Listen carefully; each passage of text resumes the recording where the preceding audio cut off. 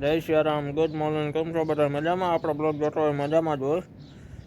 અને આજ તો નાસ્તામાં હતી અમારે ભાખરી. મેં મારા મમ્મીને પૂછ્યું, મેં કીધું શું બનાવ્યું? તો કે ભાખરી બનાવી. વાહ, મેં કીધું હવાના પોરમાં ભાખરી ખાવાની એવી મજા આવશે.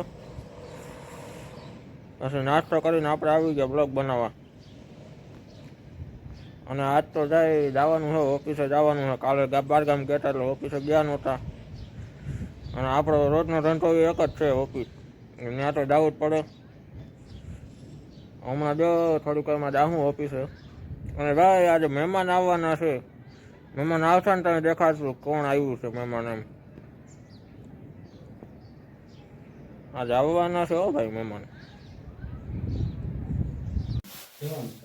આજે અમારા ઘરે મહેમાન આવ્યા છે એટલે પેલું બેનના સસરા ને સાસુભાઈ આવ્યા છે. મહેમાન આવવાના હતા ને હાર્યા જો. સવારે યસે કીધું તું ને મહેમાન આવે એમ છે. અમે હતા વેવાઈ ની ઘરે આવ્યા છે આટો મારવા.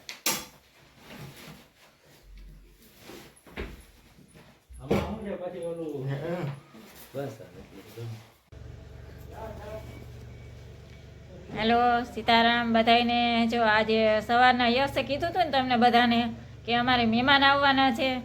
તો આ છે અમારા વેવાણ દીકરીના સાસુ અને ઓલા એના સસરા હતા. તો ત્યારે એ બેન હતા નહીં હાજરમાં એટલે નહોતો ઉતાર્યો.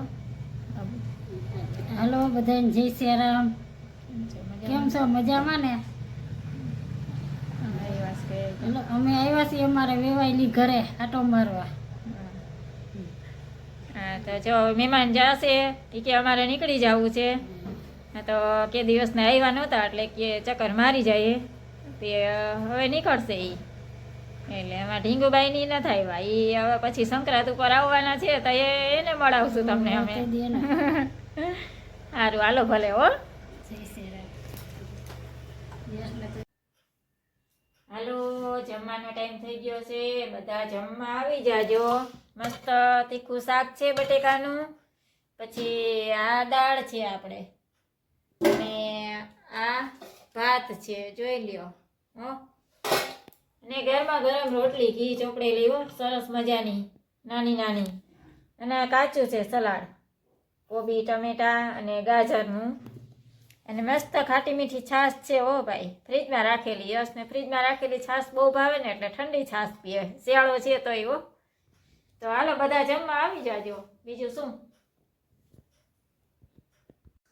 આપણે નાઈ ધોઈને તૈયાર થઈ ગયા છીએ અને અટાણે 7:30 થયા છે. અને મારા મમ્મીને પૂછ્યું કે જમવાનું શું બનાવ્યું છે? તો કે ઢોકળીનું શાક, ખીચડી અને રોટલી અને ખાટી છાશ હો ભાઈ. ખાટી છાશ અને તરેલા મરચાં સાથે.